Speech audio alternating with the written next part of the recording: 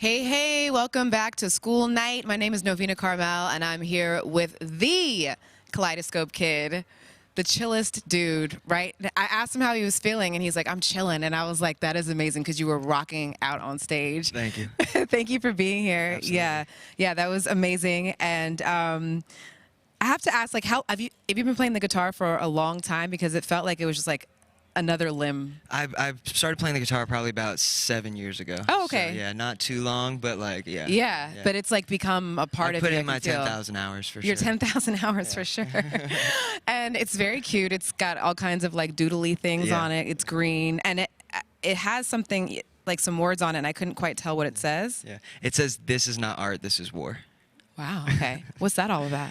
It's like just like something I've kind of identified with, and like even with that, you see the guitar and you're like, oh, it's this really beautiful piece of art, and then right there, it's like, this is war. It's like the art is the our way of fighting against certain parts of the establishment, certain things that we can try and make a change with it. Yeah. Yeah. And you feel that way for yourself? Yeah, absolutely. Yeah. Yeah. Let's get to some of the AMAs.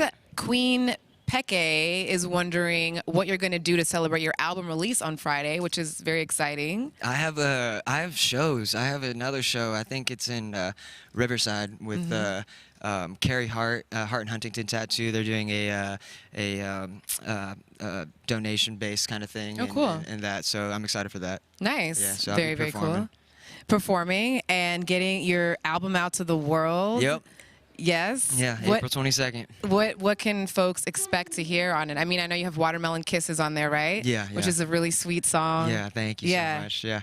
Just the name of it alone, I'm like, yeah. Yeah. You know? Yeah. Like I just want to like eat a watermelon and kiss somebody when I hear that title. I think I loved like banana pancakes from Jack Johnson. So it was like, this is my, kind of like call on that and play with that. So, yeah. But Watermelon Kisses on there, Hold Up's on there, the Kaleidoscope Kid's on there, and then there's a bunch of new tracks on there, and there's one feature on there from an artist, Big B, and so I'm excited. The artwork was done by Mossy Giant, who's out in Amsterdam. Oh, cool. Incredibly talented artist. He does stuff for like the Amsterdam Cannabis Museum and things out there.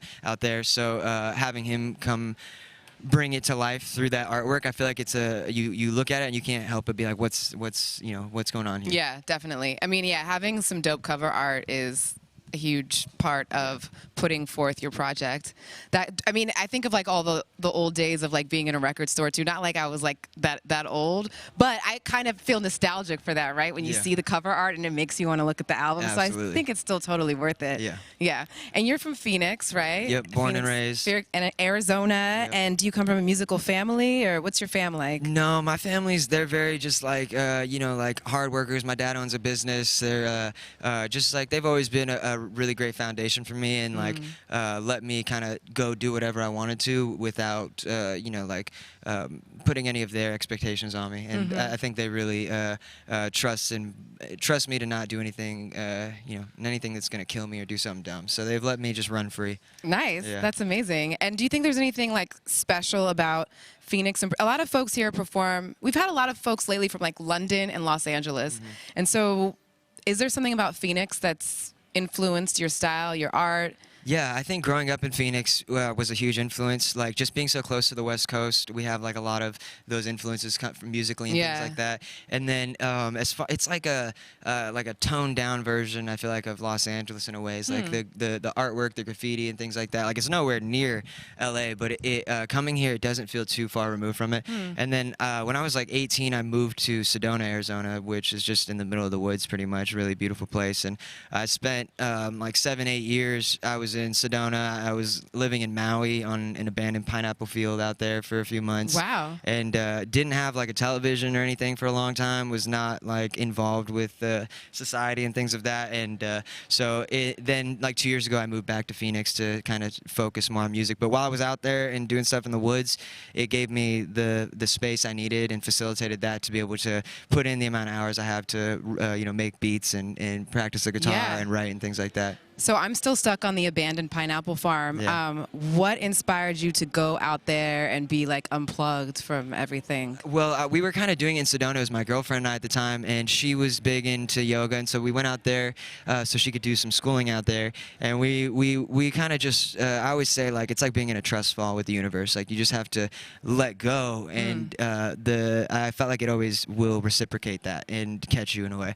And so we just were like, all right, let's save up some money. We put our car on a boat and shipped it out there, and me, her, and my dog, Blue, we hopped on a plane and just landed in Maui, and like, all right, let's figure it out. So it's a crazy place out there as far as cost of living and things like that. Yeah. So we ended up finding, we were sleeping on beaches and stuff for the first month, and then Literally on beaches. Yeah. And how then, does one sleep on? Is there like a tent, or you just like put a towel down and you're good? No, we were sleeping in the car. Okay. Like we had a little, we'd put like a little mattress down in the car and stuff Yeah. like that, and just scrunch ourselves in there.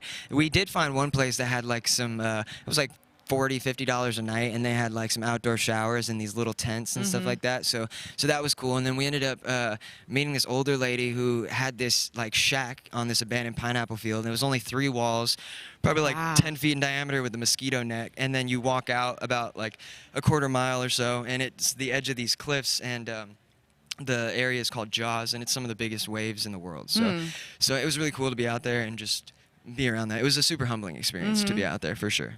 And was going out there a part of your like healing journey as well? I mean, I know that you had some challenges with your health, Yeah. which kind of, I think, inspired you to really get into music, from what I understand, right? Was that part of that time as well? Totally, yeah. Yeah. With the Maui thing, I think after the issues that I had with my health and being in the hospital, it put me in a space where I was not going to hold myself back. So if I wouldn't have experienced that, I don't think I would have had the courage or the faith to go do something like that, and just give it a shot. And like, it's like, you always regret the things you don't do, kind of thing. So Yeah, it was definitely. like, let's see what happens. Yeah. Would you say that like kind of what you were saying right now was like one of your biggest learning lessons from that experience? Being in Maui. Being in Maui, going through your body being in a really difficult place. Yeah. Like I mean, that's, for a person to go through that is so profound. Yeah. And it's like to come out on the other end, it's like the wisdom that's there to survive and thrive and keep going. Like what is one of the biggest things that you learned from that experience for yourself? Being there, like I was in the hospital bed, and they were really not sure what was wrong with me. They and I weighed like 92 pounds. Wow. I was not able to eat or drink water or anything of that sort. So, and I just like 2 months before that, I had picked up the guitar, and then so when I got sick, I mean, it was difficult to sleep or do anything, and I wouldn't be present. I'd be in the future, in the past. I'd always be thinking. But when I would pick up the guitar, I would be completely present, and it would seem like my pain would go away with all these things. It would bring me to tears at times, and I think that really was where it went from being a hobby to being an obsession. And I understood for myself what potential music had as medicine and as like magic to allow you to do these things. So I think that, like I said, it really just after that, I was so grateful to be alive that I was not gonna stop. I was like, all right, foot on the gas, like let's go. And it's been on the gas ever since then. Have you ever had the desire to like work with other people with music as like a medicine? Like, because when you said that, I pictured, young people or maybe senior citizens or, something like that. Yeah. Like I could see you really. Absolutely. Yeah. Have you done that at all, or? I think in more of like the shamanic spaces and things like that, like I've been exposed to it. Like I did a peyote ceremony where music was heavily involved the whole time. You're locked in a circle of people in the middle of the desert, and they're playing music and singing songs, and there's rattles and horns and little instruments you would never think of that is a huge part of it. And I think a lot of cultures have embraced that in those shamanic realms, and it's been something for me as well, like being in, doing psychedelics on my own or being in psychedelic groups with people and doing things like music is such a crucial part of it, and it really can carry the energy and the just the direction of everything. Have you incorporated any of those instruments in your songs? In maybe some subtle ways I have. Yeah. Things that probably aren't released or are not released yet, but I've definitely experimented with some interesting instruments and things. Yeah, nice. Let's get to some more of those AMAs that are up there. I don't want to miss them. KFC Nashville Hot Chicken Duncan, one of my favorite Twitch names that is often here. What's up? So glad to have you back. Is wondering, did you do the custom art? Did you do the, well, we talked about the artwork on your guitar, and they want to know if you did the custom artwork on your guitar. Yeah, it probably changes every few months. I'll just, like, it was blue last week. Oh, okay. And so, like, it just, I felt like green. I think I tried to paint it yellow, but then the yellow and the blue turned to green. And I was like, this looks cool. Oh, yeah. You know, so I think there was a new chapter coming. We just had the full moon and things like that. Yeah, and green is heart chakra. Yep, and so it was, it felt very relevant. Nice, yeah. I love the green. That made me happy. Thank you. Yeah, I looked at it and I felt happy. Average X2 asks, did you make the lyrics, or do you make the lyrics or the beat first? A lot of the times I'll have like lyric ideas, but I usually start with the beat first. I feel like it's anytime I try to sit down and write lyrics, sometimes it can be a little bit difficult. But with music, I feel like it's not. It's kind of unlimited. Like it's not the same pressure I have because there's no wrong answer with it. I feel like almost. So with the production side of things, it's something that I really enjoy doing, and usually the beat will develop itself first. I know that you, as any musician is, you have artists that you look up to, and I'm curious if there's an artist or a song that you know if you listen to that song or that artist, it's gonna lift your spirits or like give you that that you need. I mean, when I'm trying to get ready for a show or something like that, I'm probably putting on Rage Against the Machine. Like, yeah. Like Zach is probably like one of my biggest heroes. Yeah. But Bob Marley also is like one of those things that has always been there, like, and no matter what I do, it will always put me into like a calm space and make me feel like somebody understands. You Talk know about what I mean? medicine, right? Yeah, like, how is that? It's just so simple too. I mean, it's not actually simple, but it feels so simple. Yeah. The way he can just touch your soul and lift you just like that. I know. Yeah. Yeah. Have you gotten into like?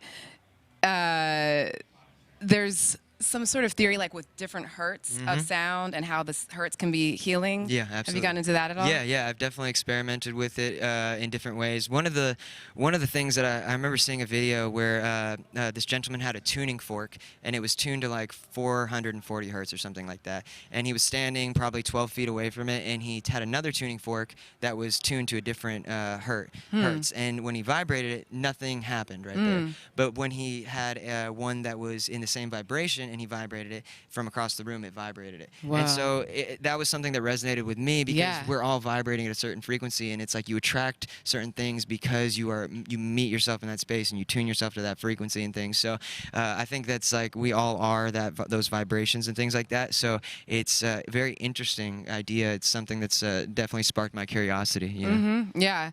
Well, we're looking forward to vibrating to your album that comes out this Friday. Enjoying those frequencies, and thank you so much for being here. It's been such a treasure and a treat for you to perform and bring your energy to us tonight on School Night.